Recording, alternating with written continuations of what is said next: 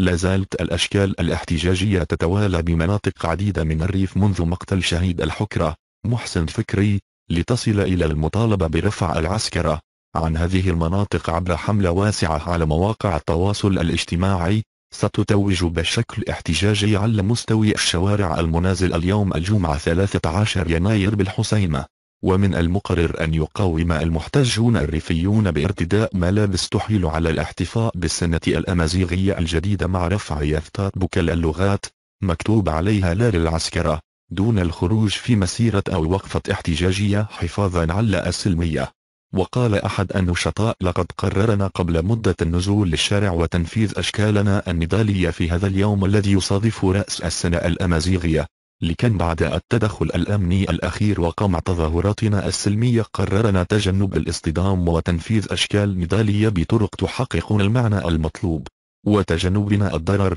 لأن خيارنا الأول والأخير هو السلمية.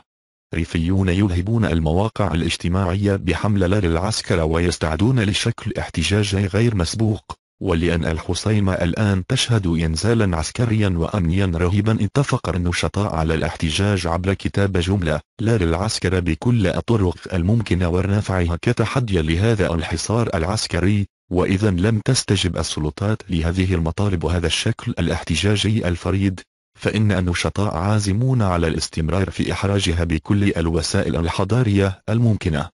ولا زالت حملة لا للعسكرة تشهد تجاوبا كبيرا عبر صفحات الفيسبوك وتويتر، حيث جرى تداول العديد من الصور التي تحمل العبارة المذكورة مرفوقة بهاشتاغ لا للعسكرة تم أيضا تنقله على نطاق واسع.